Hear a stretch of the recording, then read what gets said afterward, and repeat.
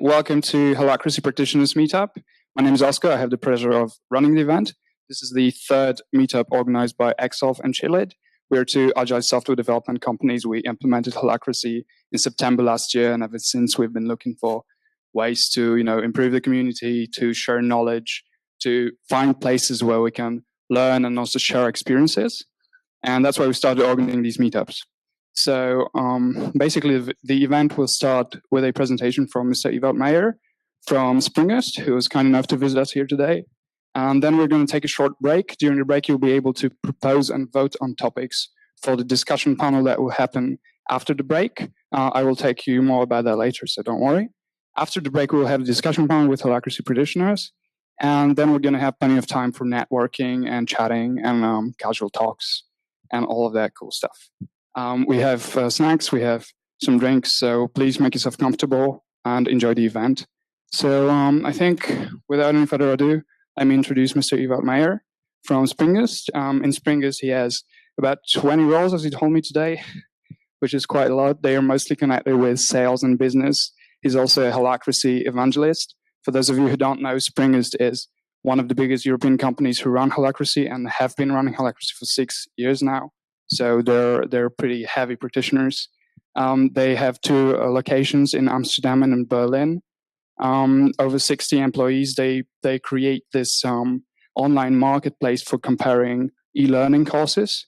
And so their goal is to basically help everyone improve themselves through learning, as I understood it. Okay, great. So please welcome stage Mr. Ivan Meijer.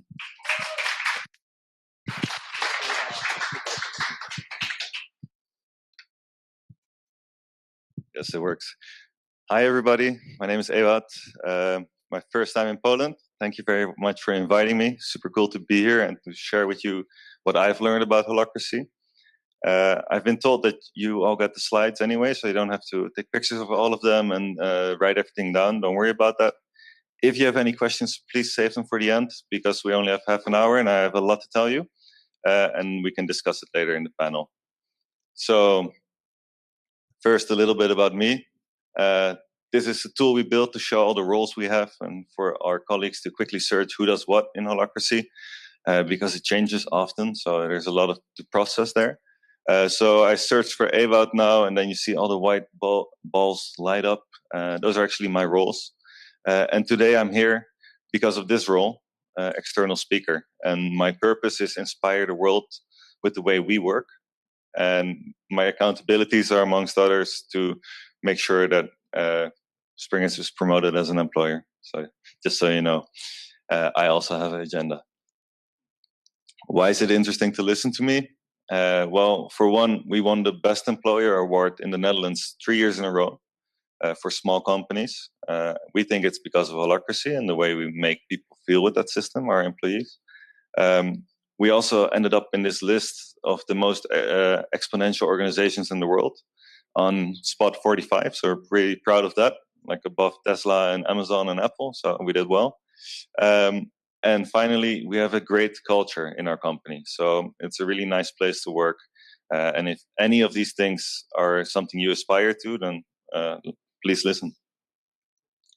I think this is, for us, actually one of the most important graphs we have in our company. Anybody has a clue what this represents? Anyone? No? I'll just... NPS, it's close. It's not about our users, but it's about the happiness of our employees. So we actually measure this every month. We ask them, how happy are you on a scale of 1 to 10? And then the yellow bar is us. So we're even higher than most companies in our sector that also care enough to measure this. And again, we say this is all due to Holacracy and the fact that it allows people to be themselves and to be free and not to have a manager that annoys them.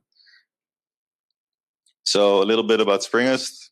Our purpose, first of all, of course, our purpose is to help people reach their full potential through learning, and since a month or two, also through vitality, because we thought it made sense to include that as well. And to do that, we set up platforms where people can compare any kind of learning, and they can book it. That's about it for now. So this is also important when I talk about our why. Our purpose is to say, do you know what your why is? Not only your company's, but also your personal, and are they aligned? So when you get out of bed in the morning, does it make sense to go to your job, or are you just doing that for the money? If it aligns, then I'm sure you're going to be a happier person.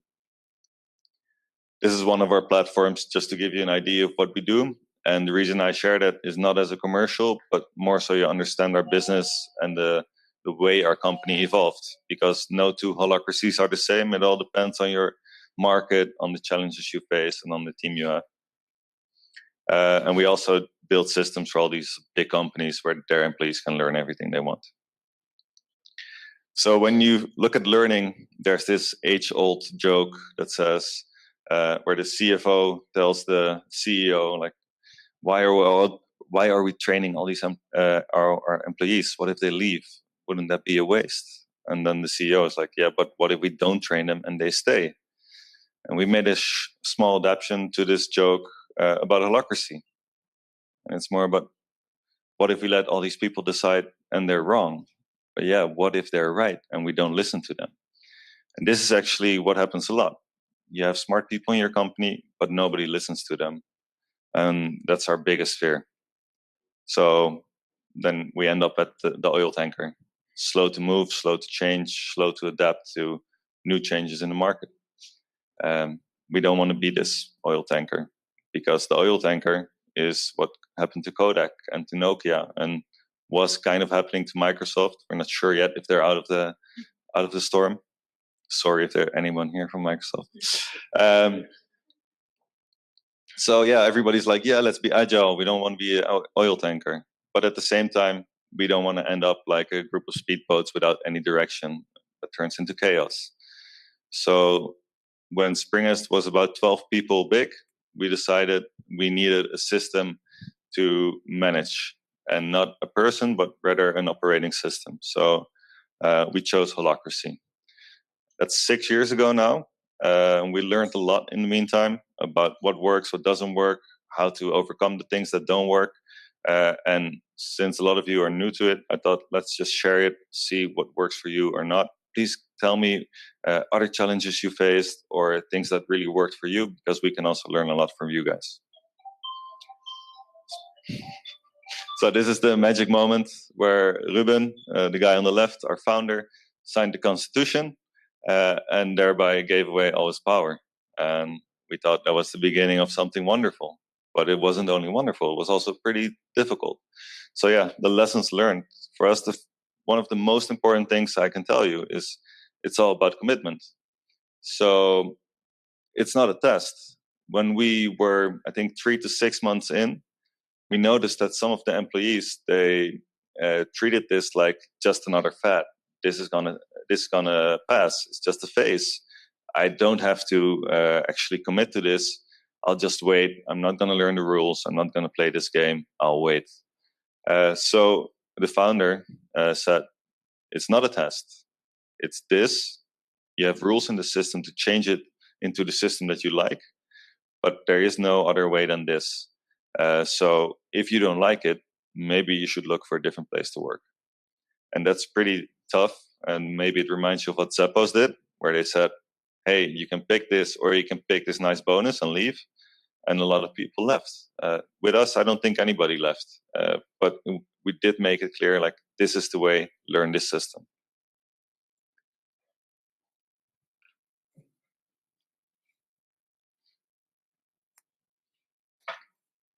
So in my previous example, you already hear that there's a pretty strong role for the founder. He said, this is it. It is not a test. And the role of the founder is important, not just at that moment, but actually every day, even now for us, because the founder has to be the champ of the system. He has to be, the tone at the top has to be perfect. So if he doesn't follow the system, no one will. It's all about showing how it works, always falling back to the system, always showing that this is the way to go. So if your founder isn't committed, then you know why it won't work. If your founder doesn't follow the rules, if your founder still makes decisions, tells people what to do, etc., it's not the right you're not implementing it right. As I said, it's not for everyone. So what we look at in people is, how are they motivated? Does it come from within? Is it intrinsic motivation, or is it extrinsic?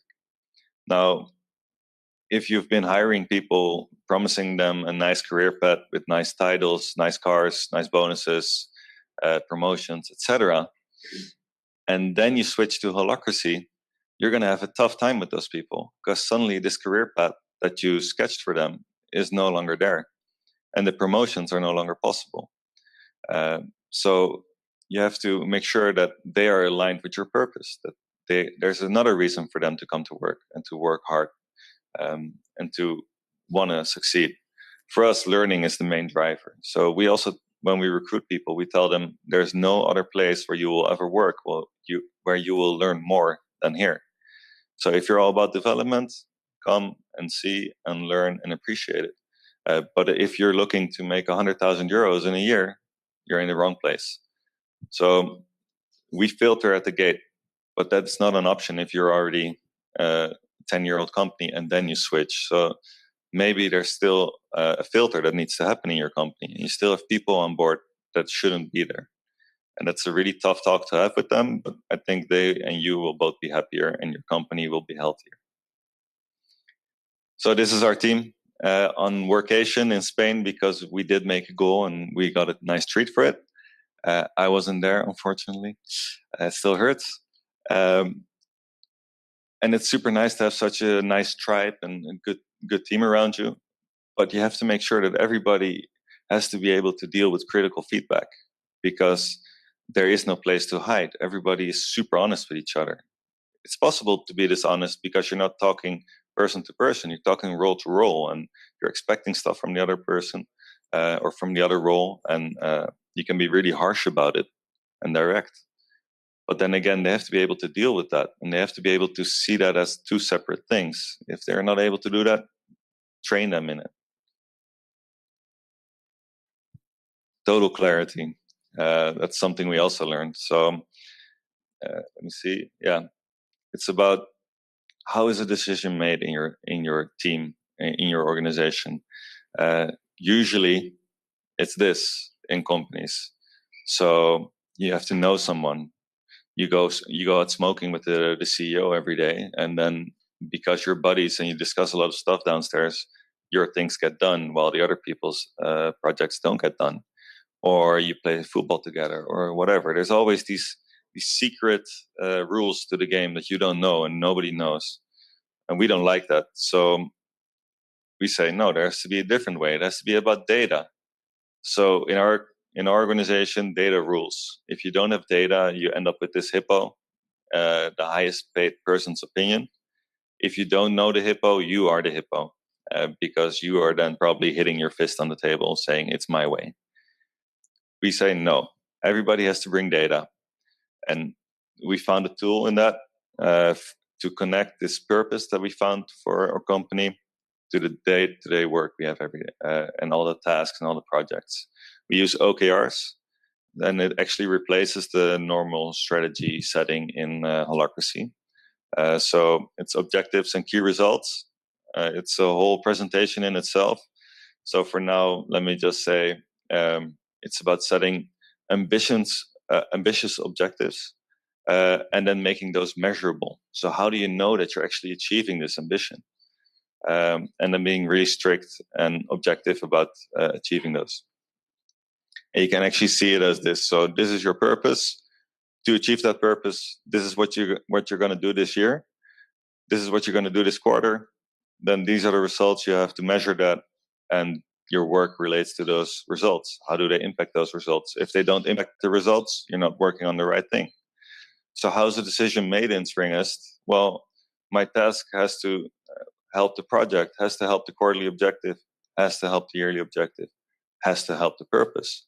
If it doesn't help that, or if my project has a bigger impact than the other project, my project trumps the other one. So we're super clear with this. And if you talk about this and you talk about what will have the biggest impact, soon you will be talking about data with your colleagues. So make sure that you implement a system, maybe not this one, but any system that demands the conversation to be about data, not opinions, not who likes who or whatever. So for us, I was talking to people here today, and they said, yeah, well, you guys are already done. Like, no, we're not. We're 6 years in, we're far from done, and I don't think we'll ever be done, because the world keeps changing, your organization has to keep changing.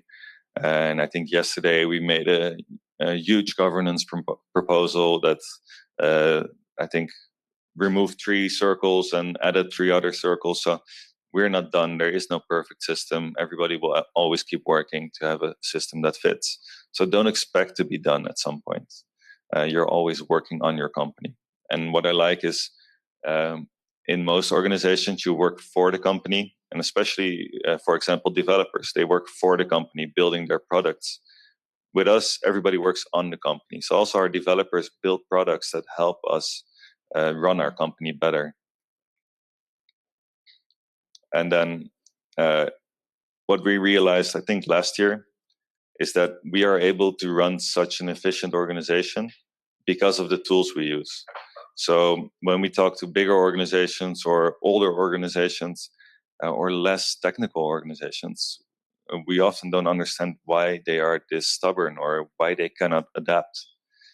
And then you look at which systems they use, and the systems aren't made for holacracy or for clarity or transparency or openness. They're made for me working behind my desk, performing what my manager wants me to perform. So if your system is set up in that sense, then how do you expect to use it? So I just added some examples of the things we use that for me have to do a lot with our way of working. So the first one is Asana. Not sure who uses it. It's we use it instead of Glassfrog, and Holacracy one won't like that. But for us, we were so deep into Asana that we just said we'll stick with this. We hacked everything from Holacracy into Asana so that it would work. So this is, for example, our organization's technical. It's one of our circles, and you see the metrics we discuss, our checklist. You see the governance here, the roles, everything is included. And we made a webinar together with Asana about how we set this up. So if you're interested, check that out. And it goes into a lot of detail about how you could also do this. So if you get the presentation and you click on this, you'll go to the website. Then Slack. There's a lot of competitors for Slack. We just like Slack a lot. And Slack allows us total transparency about everything we do, and also really direct feedback between colleagues. So if you look to the left, all the circles are represented, but also all the fun stuff is represented there. Then Sputter. This is something we build ourselves. As I said, our developers work on our company as well. So we already had a tool for synchronous communication, which is Slack. And we had the tool for all the work where you say, okay, this is okay if you see it in 2 days, maybe. That's Asana. But then we also needed like a tool for memos, because we hate emailing each other. We never email a colleague. So we needed something that would take care of all this memo stuff. So we built Sputter, and you see that, hey, something's wrong with the conversion rate. I looked at it, blah, blah, blah. And then you see reactions from everybody that cares from their roles. So for us, those 3 tools are all for communication. Then, I said data is key to our decision making, but that also means that everybody has to have access to all the data at all times. So we don't use Excel, we use Google Sheets, because then everybody can see it. And I think there's like 50 sheets with maybe 20, 30 rows of data that go years back. So everybody has all the data at all times, including how much money we have on the bank. Because if you expect somebody to make a decision about their strategy or where to invest, but you don't give them all the facts, how can they make the right decision? So it's also about changing your opinion about what should be secret and why. Well, if you talk about tools, then in our case, we say everybody is free to use any tool they like, to try it out, and then to propose it as a new tool for the organization. As a result, we have like 200 do 250 apps in the organization. But then you need like something to manage all those accounts, because nobody should be making accounts for everything. So we just have one password with a vault of all the keys we need for all the systems. And then again, a team one, so everybody can access everything. And this is how we ran it until a year ago. And then all the security stuff came around, and then nobody was allowed to see anything anymore. So we really had to rearrange our system. And finally, GitHub, all the developers will notice, if you're coding, everybody should be able to see all the code. So maybe different from what I do, because I do sales, so my pipeline is visible for everybody. But for the developers, this should always be open. And then we built this tool. So this is roles.springest.com. You see it here. You can always visit this to look at all our roles, to look at the things I do, to look who's responsible for SEO, for example, or whatever. And we built this because we wanted to minimize the search costs. So we have like 20 changes a week in who has what role, or what accountabilities are connected to what role. And there's no way you can keep updating people about this manually. Okay, so the first challenge about recruiting, what we notice is that people are often looking for a career path, and we cannot offer it.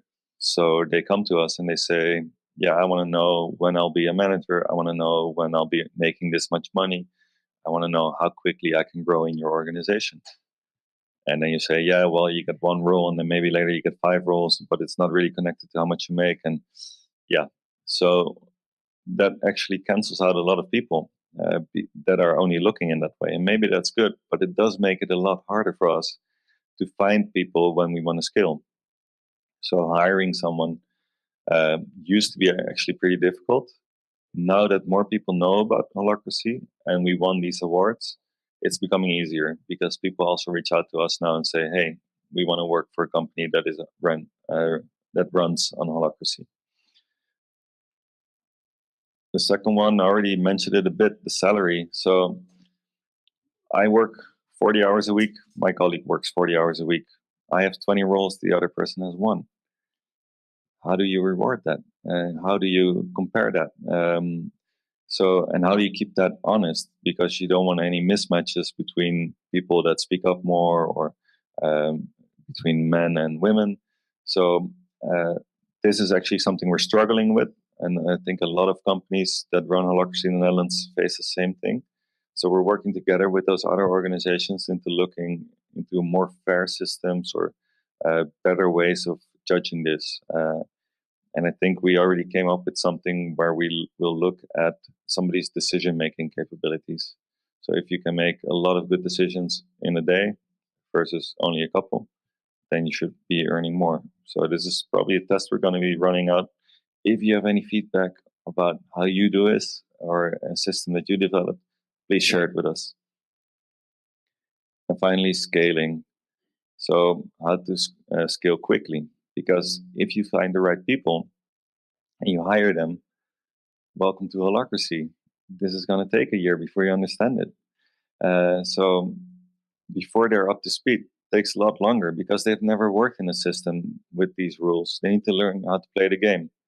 So the solution that we came up with is that we actually have onboarding roles for pretty much everything. We have people that will teach you about Holacracy, about getting things done, about OKRs, about our system, our product, etc., etc.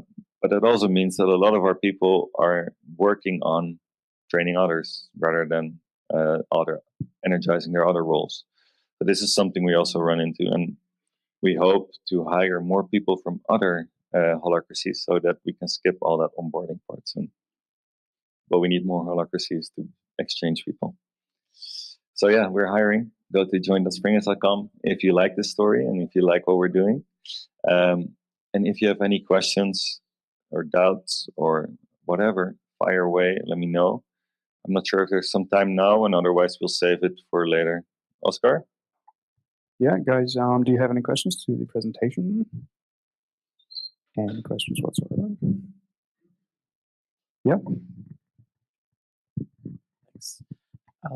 Thanks for your presentation. I would like to ask you how you push people through Holacracy to fill the forms of Tiny Balls. Yeah, so we found a hack,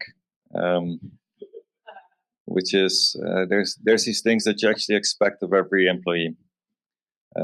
So we thought, okay, we should make a role called Springeteer, person who works at Springest. And the accountabilities they get are, for example, that they have to attend the tactical of the main circle every quarter, and they have to present in our town hall meeting every half a year, or they have to fill in their tiny pulse form every month or every week. So that's a hack we found to make them accountable, but still it's pretty weak. You can't force people.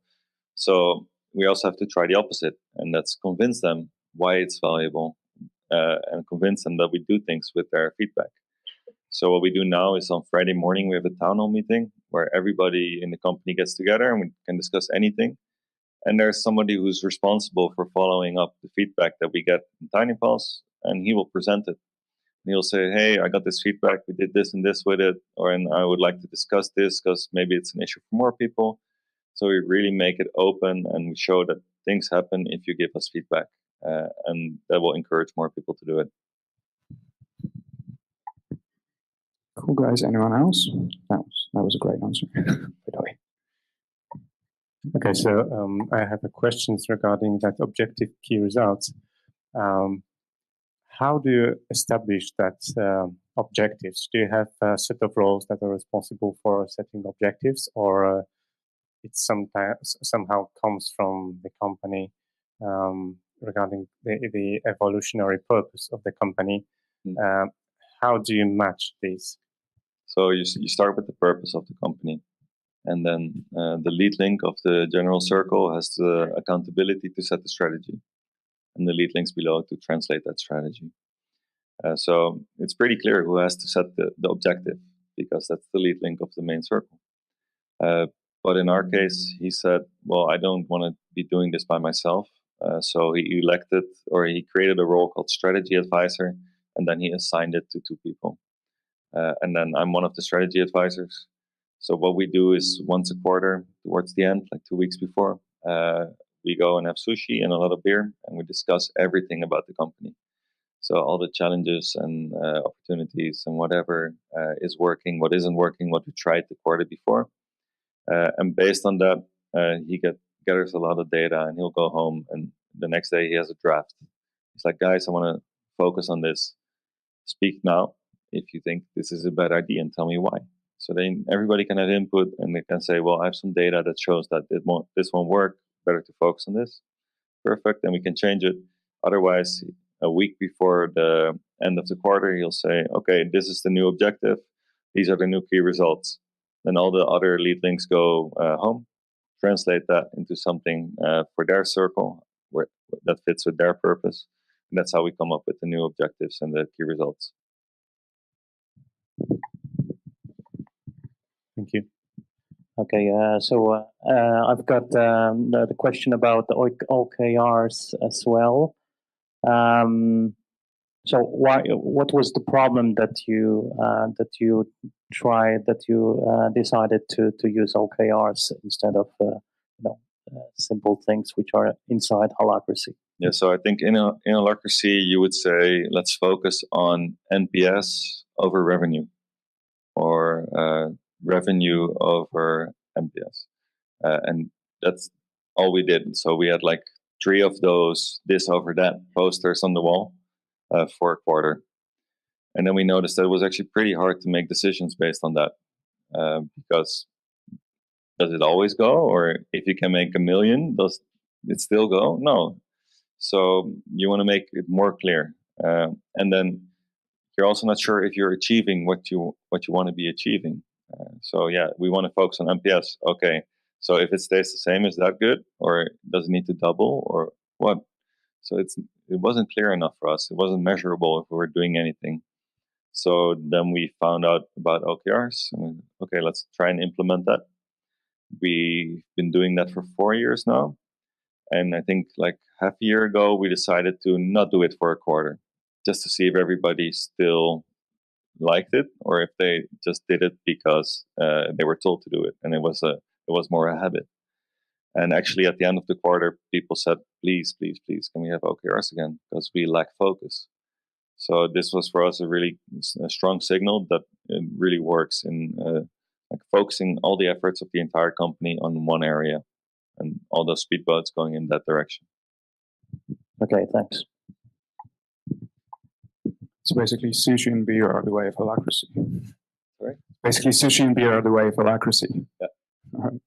Guys, do you have any questions from the live stream, maybe, from the remote audience? No? Okay. Any more questions? Yeah, please. There's one there. Hello, I have one question. You mentioned that one of the problems are salaries, but you also mentioned that everyone has an access to the bank account. So does it mean that your salaries are transparent inside the company?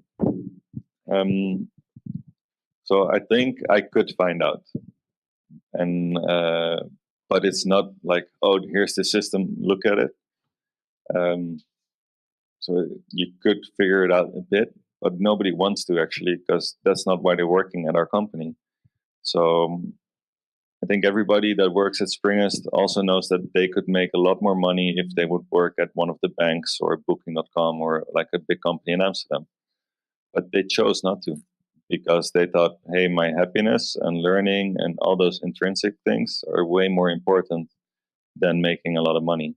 So when you take this as a motivator off the table, then you don't get these angry looks at each other, like who makes more, and just make everybody satisfied, but you don't have to pay too much. So it's not transparent now, and we won't make it transparent because it actually does more damage than good to make it transparent. And that's because nobody has ever said, hey, I see this person makes less money than me, I also want to make less. But the opposite always happens. Okay, but you mentioned this as a problem, and you're already using Holacracy for 6 years. So is it a problem for now, or it was a problem for the beginning, or it occurs in some moment? It's actually every presentation to somebody who isn't in a holacracy that we give, there is a question, and they say, hey, how do you do this with salaries? So that was just like this little voice in our head saying, hey, maybe we should also solve the salary problem. So that's more the challenge that we're facing. Like, how can we also fix the salary thing in a just way, or like a good way that everybody gets a fair wage? I think that's more the motivation for us than that there's an intention within the company that we don't do it correctly.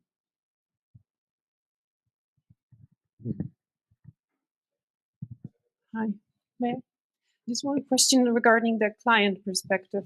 Like during your transition time, how did the client react, and what was the perspective of the client satisfaction as well about your performance and your revolution in a way? I think at first they don't really understand what's happening, so they just focus on what they experience. And talking to the client is just one of the accountabilities that you have in a role. So as long as that is stable, it's okay. But then you see that holacracy isn't that stable. So maybe roles change and the role holders change, and that can go pretty fast. And then it's weird if you have your account and you call your account and say, hey, role change, this person is now in charge. And then 2 months later, hey, role change, this person is in charge. So that's more of an issue than that we use holacracy. They like it. Some of our customers are also trying it or experimenting with it. And they use us as a source for knowledge for that. So we give presentations at the clients. So they actually like this. They like it a lot. Okay, guys, I think we have one question from the live stream. The question is from Raul. During the recruitment process, do you have any way to guarantee the candidate's purpose alignment with the company? We have a pretty extensive recruiting process. So first thing is that I will call them out of nowhere if they apply to a job, so they're not prepared, and I'll ask them a lot of questions. And if they ever say, I want to be a manager or something like that, I know, okay, you didn't read about us. You don't know anything about holacracy. You're not going to be, this isn't your dream job. So that's a filter for me. Then I invite them. I only ask one question: what are you most proud of? And I talk about them with them about that. And then what we do is the ones that make it through that round, we let them trial. So they have to work with us for 2 days as if they got the role already. And we see if they can actually do that. And I see if they talk to my colleagues, what my colleagues think about them. And then the final check is that they have to talk to our happiness officer. And the happiness officer is a role that's held by the founder. And he will just look like, is there a Springest fit? Does your personal purpose align with what we want to achieve? What do you hope to achieve in life? Where do you want to be in 2 years? Or where do you want to be in 5 years? So just talking about that, and it's fine if they say, I just want to learn how to be an entrepreneur and I'm going to be gone in 2 years. That's fine, because then we still know that it sort of aligns with what they're going to do at our company. So, and then if they make it, they get a job offer, but they only get a 6-month contract. So then actually you have a 6-month trial to see if everything you told us is actually true in real life as well. Okay, guys, I think that's probably enough for the questions. If you have any more questions to Ewout, I think you could ask them during the break. So thank you very much for the presentation.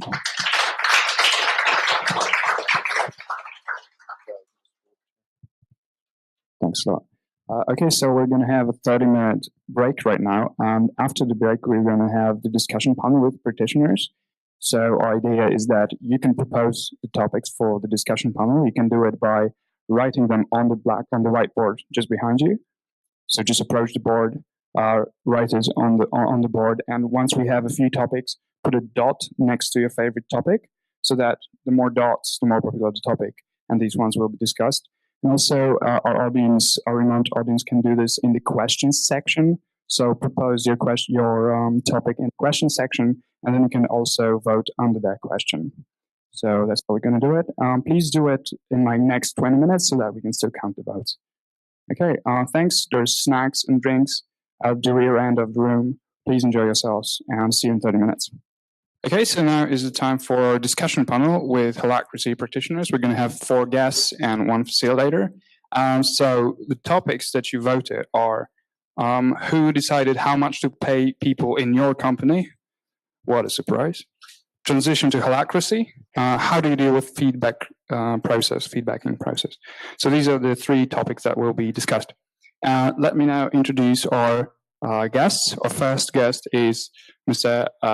Ewout Meijer, who you all probably know, so I'm not going to introduce. Our second guest is Mr. Ivan Matosyan from Videolektor. Yeah, please come to the stage.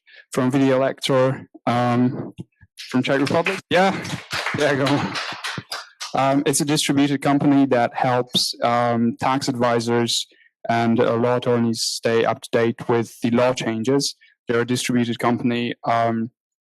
They work all remotely. I think you implemented Holacracy in February, so it's an intensive process of implementation. We're really looking forward to your insights. Our third guest is Mr. Jarosław Koczek from XSolve. Jarek is our engineering lead link and a person responsible for Holacracy adoption and Scrum and Agile and early approaches, very much responsible for the whole tactics in the company. So welcome to the stage. And our final guest is Mr. Piotr Błaszak. Yeah, you can sit down now. Who is a senior software developer at XSolve. He's also a lead link of People Tech Growth Circle, who takes care of new software developers in the company and their improvements and how they can grow in our company and flourish. So thanks for being with us. And let me introduce our facilitator, Mr. Kanin Mazera,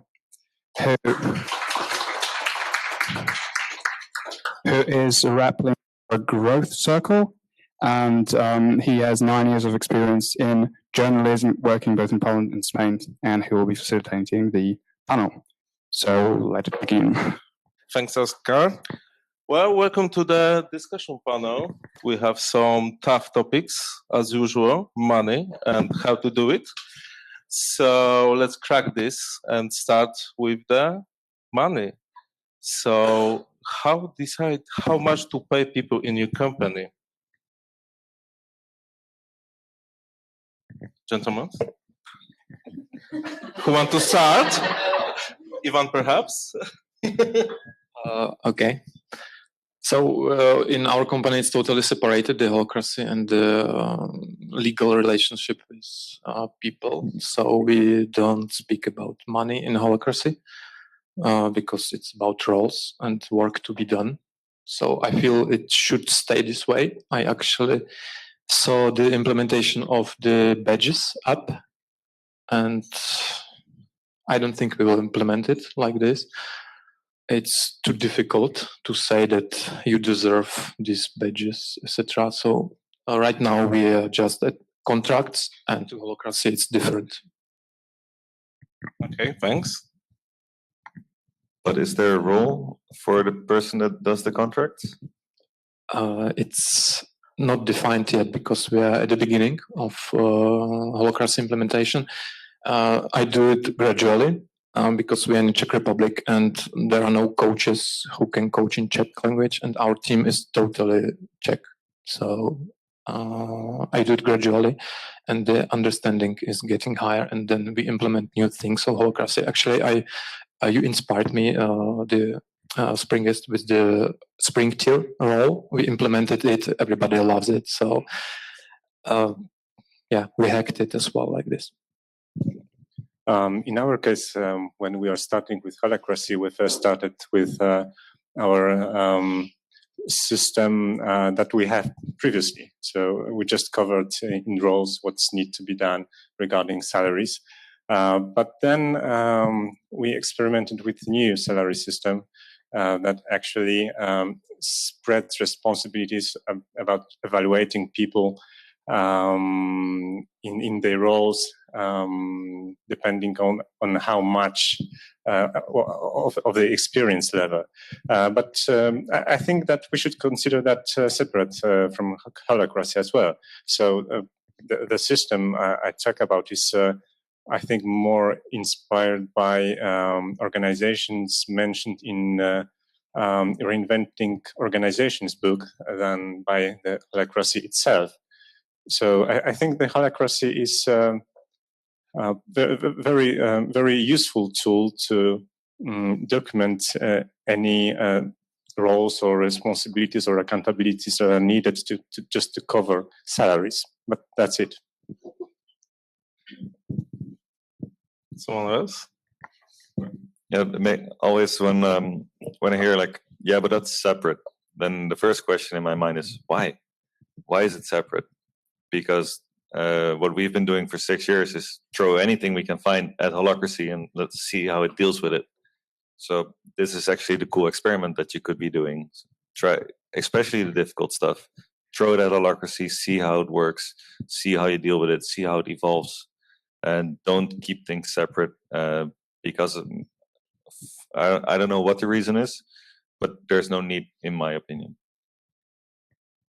Yes, and it's not my domain, basically, but I think that we also at XSolve tried to adjust this process a little bit to make it a little bit more transparent so that also the teams have to say about it, how to evaluate the employers. But yeah, I don't think that it's fully implemented right now. But we are, I think, trying to also make it at least more transparent right now as it is. Maybe more internal than external right now, but still we're trying to do that. But maybe it's not directly connected to holacracy right now. Yes, I think it's worth to explain a little bit more of what we did. So at first we had let's say before adopting holacracy, we had a manager who was responsible just to set salaries for everyone, right? Then we mapped this for a role in every circle, and now we have a system running in several circles that relies on evaluation of experience that matches directly to salary by coworkers. So every person in a circle is basically evaluated by his or her coworkers in that circle in a way that everyone chooses a set of the leading, let's say, or major roles that is evaluated and marks a point on a scale. How much this person should earn, or how much this person is basically experienced, and we just that runs in several circles. Not every every circle had to agree to go with this system, and even some circles decided to open their salaries internally, so they can see how much every circle member earned to this point, because that made it easier to set the new salary for that person. And then this works well in several circles, but we're still developing the system. And as you mentioned on your presentation, actually, I think that we might actually contact regarding this and try to use your experience as well. I think you have an amazing opportunity here, because you have actually two different systems running in the same company. One is transparent, the other isn't. This is one of the issues we always have with Holacracy. We don't have an A/B test. There is nothing we can test it against. We don't have data on what if we wouldn't have implemented it. But you have here the chance to say, what if it's transparent and what if it's not? So I'm very curious about the data and the results. I think that depends on actually the people in every circle, because some circles are more open to experiment, to share their salaries, while others not. And it depends on the people filling roles in that circles. But yes, at the same time, we have some teams not running Holacracy in the company who have the salaries set by manager. We have some circles who run in Holacracy and have that previous system. We have circles with the new system without transparent salaries, and circles with new salary system and transparent salaries. So I think we could gather a lot of data.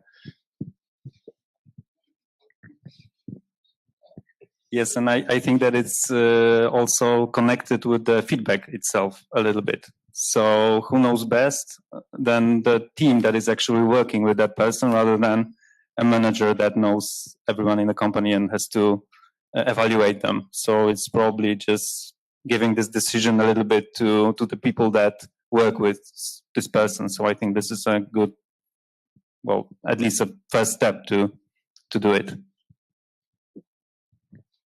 I think that the background of this question about salaries is that it might be frightening what would happen with salaries when someone implements Holacracy. But I think that actually things don't need to change immediately. I think that at the very beginning, just the previous roles can be mapped to actual roles in Holacracy and circles, and then we can just use Holacracy to develop that salary system, right, by processing tensions.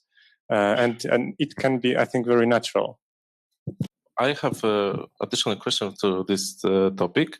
I'm wondering if this lack of transparency in the salary topic raises some tensions of the employees in your organizations.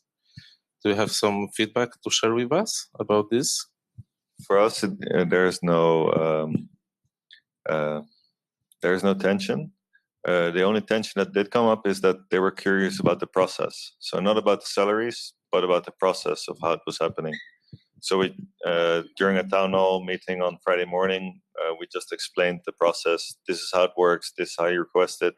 Be sure to request it every now and then. So as soon as that was transparent, everybody was okay with it. And there's no need to know the salaries of the other people.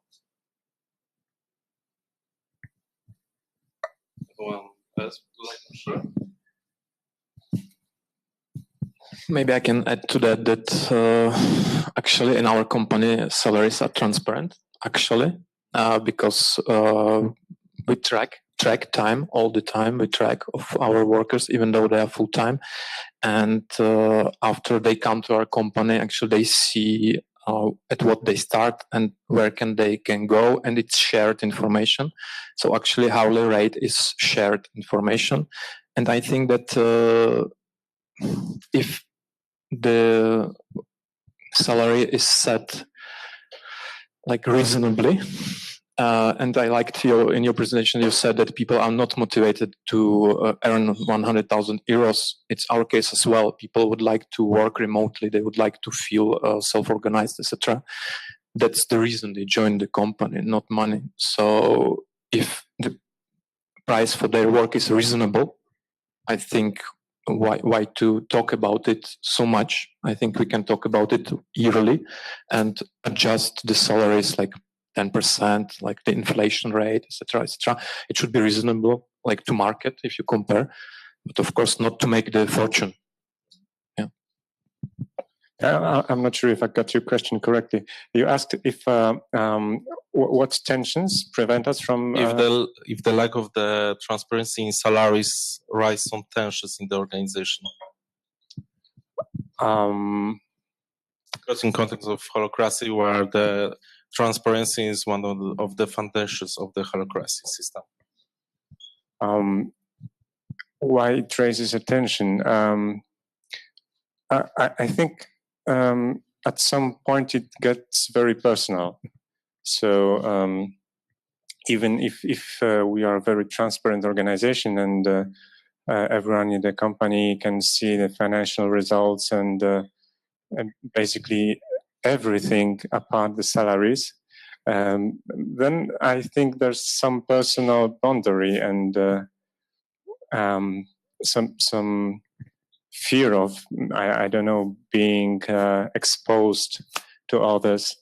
And on the other hand, we have some brave teams who decided to open it. And again, I think that's very personal, and then that depends on the approach everyone has. Yes, and of course it can be a risky thing to do, but on the other hand, I think it can be also very rewarding, right? Because someone can see also what to aim for, how to, I don't know, what is rewarded in the company, how to behave, what should be done by this person, or compare a little bit with someone else.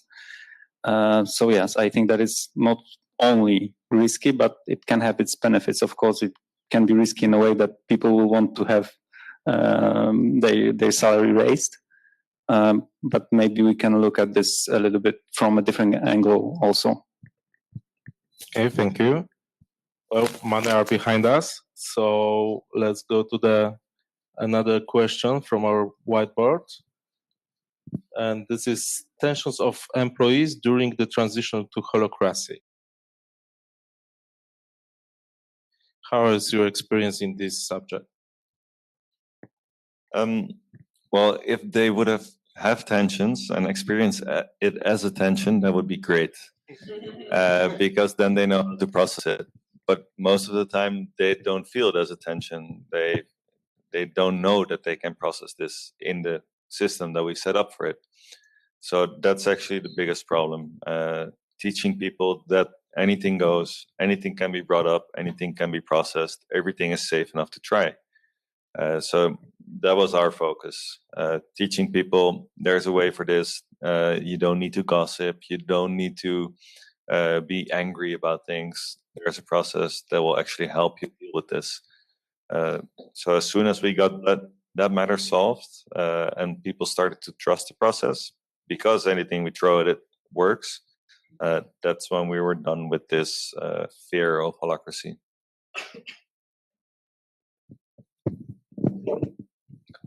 Okay. So I think I need to present a little bit background. Just before we started Holacracy, our organization was, I think, very chaotic. It was like just like a chaotic family, I think. So our meetings was usually quite intensive. Everyone was speaking in very any moment he or she wanted to share something. We didn't have clear responsibilities or accountabilities.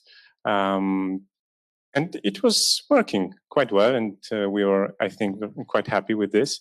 But at some point when we grew, we realized that we need to organize somehow ourselves just to have everything more clear, because that chaotic organization suddenly were stopping working well. And given that background, we started with Holacracy, and Holacracy at the very beginning gave us some very rigid rules. And that includes Holacracy Constitution, which is not easy to read and understand.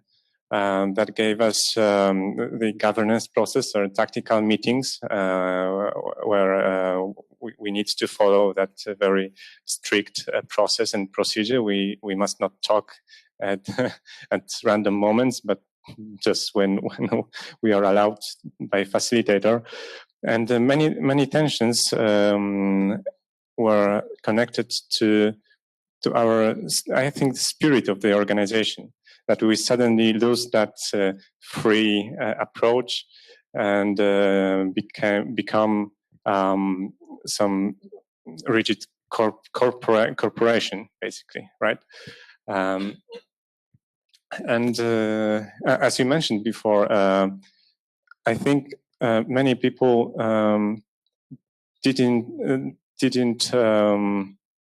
couldn't actually express their frustrations as tensions. They felt that something is wrong. They felt that they cannot speak at some point because that's not their turn. So they couldn't express their thoughts immediately, and or they were challenged on in which role you perform such an action, right? Or in which role you speak, to which role you speak. In which circle you raise attention? Does it belong to that circle? And suddenly things that were easy before, for some time, became quite hard. And I think it was even harsh for many people. And that raised, I think, a lot of tensions and a lot of frustration. And still we have, I think, people that find it hard to change from a system when you could just approach a person you were used to, that person is responsible for something for years, and now you need to look up for roles and check who should you approach, and if you choose wrong, then you won't resolve your tension, and that, I think, raised a lot of frustration. Thank you. Ivan, perhaps? Yeah. I agree to what Jarek said. In our case, there is frustration. I feel it from people because they want to speak and they are shut down, cut off, and they are like surprise in their faces sometimes. Yeah. What regarding the question is tension of people is that they take things personally. I feel it now. They don't feel that we are speaking about trolls, but they feel we are speaking about them, and we want to correct their work to adjust it to our needs, like manage them. Still, they think it. So this is, I think, our tension at the beginning of the implementation now.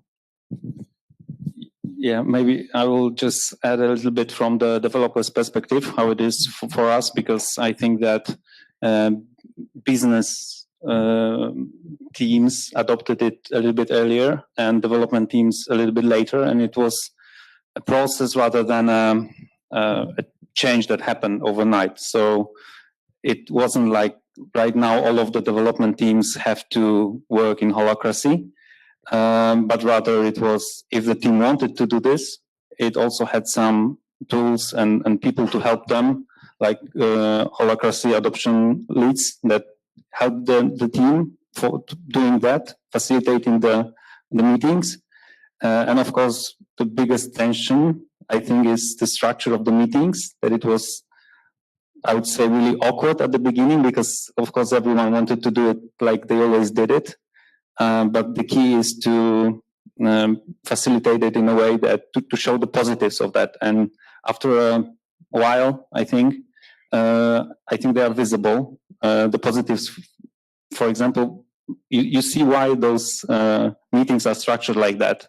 So, of course, we know that it's not that we cannot discuss anything, because development teams are a little bit different. I mean, if you work on a product, you basically have to have these discussions and have to agree on something. It cannot be like, okay, now I'll be doing things this way. So they are still there, these discussions, but probably outside of those structured meetings. So for us, it's still transitions for the development teams. But like I said, it was not forced on us. So it was, if a team wanted to do this, they did it step by step. I have 2 points. The first is that we use tiny polls to surface tensions, actually, that people don't know where to put or where to address them. So it's anonymously, so they can say, hey, I have a suggestion for the company, or hey, I don't like this. And then we made somebody else accountable to process that tension.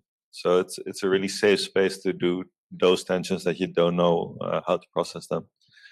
The other one is that, especially with the meetings and the structure, we have a lot of behaviors that we have to unlearn.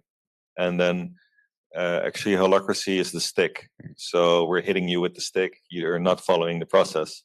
And people don't respond well to the stick. So it's not that weird that they don't like it. So at the same time, you have to also offer the alternative. So you have to tell them, why is this? And you help them understand, why do you feel the need to say something when it's not your role, when you're not accountable? Where is that behavior coming from? Is that behavior that you just learned because you used to sit in meetings where people would look at you like, you better speak up and you better show that you're participating? And we have to do this in class, for example, when we grow up, like raise your finger, say something smart, and then you get brownie points. But that's no longer the case. We don't care if you are not the expert on this. We only care about the expert.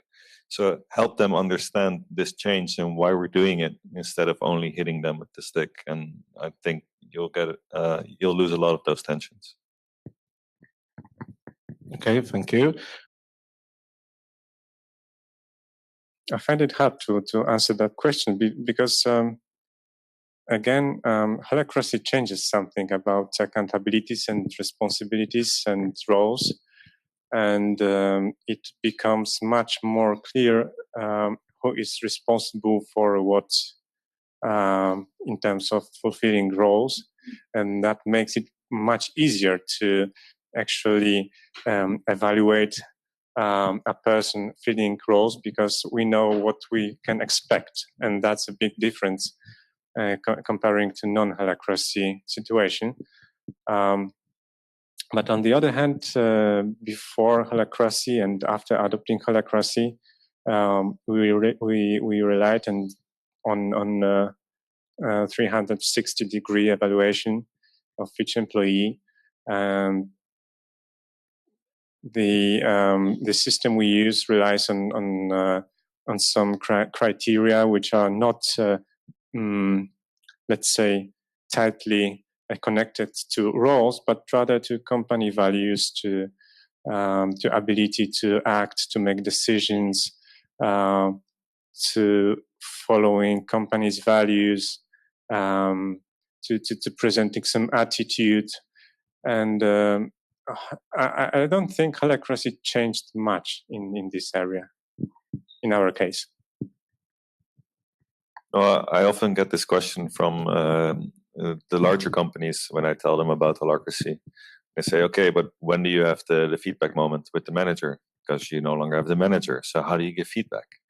And I think it's the strangest thing to think that you can only get feedback from your manager and you can only get the feedback during this conversation. Because we give each other feedback all day long, every day. And everybody does it. So you want this constant feedback loop so people learn faster and they improve faster and they change the system faster. So everybody should be giving feedback all the time.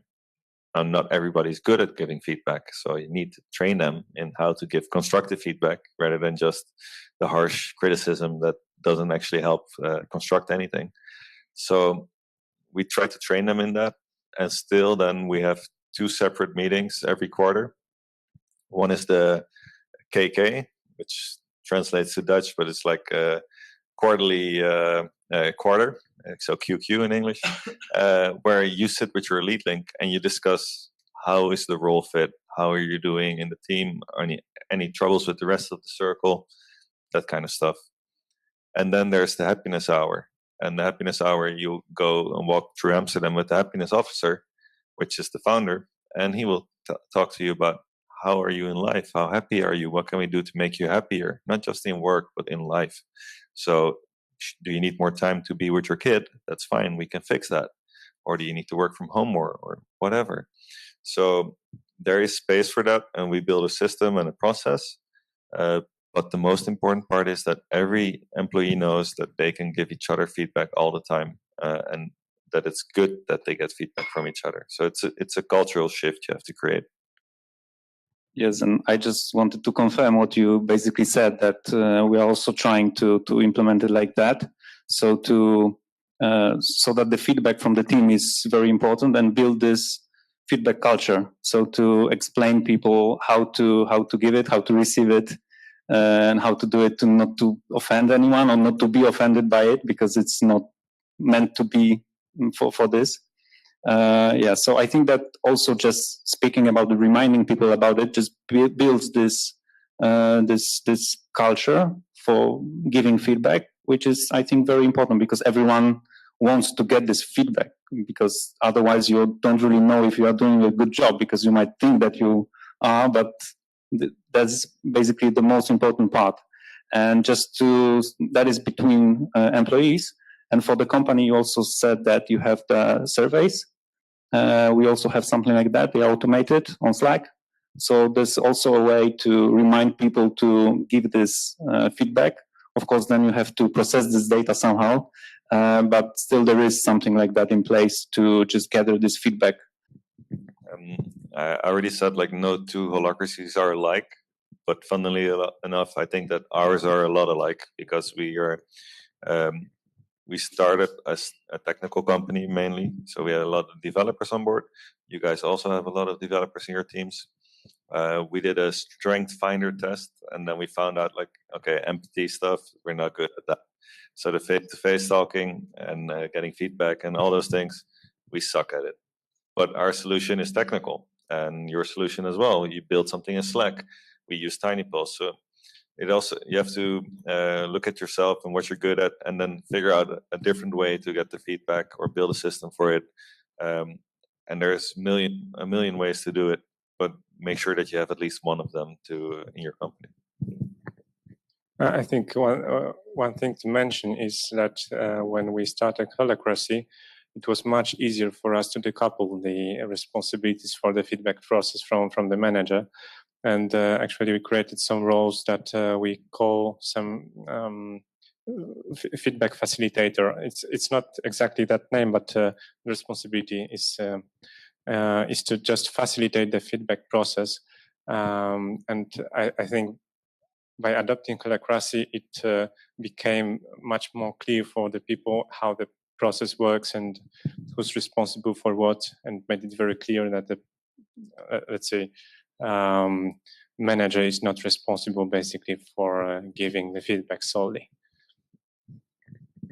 Okay, thank you. Well, basically we have a couple of minutes, so perhaps there are some questions from our audience. Someone would like to ask or guess something about the Holacracy? Don't be shy. Okay then. So thank you very much for this discussion panel. It was a pleasure to have you here, and you guys also. So thank you. Thank you.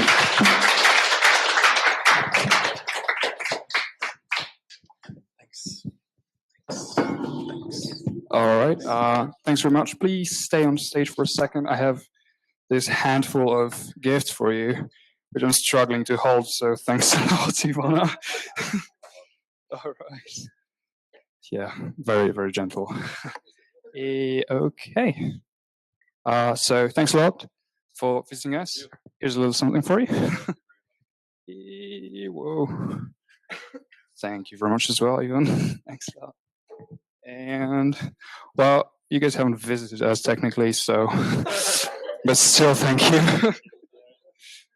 There you go, Peter. Thanks a lot. You're very welcome. Thanks, Cam. Yeah, exactly. Thanks, guys. I think that's the end of the discussion panel. So once again, thanks very much.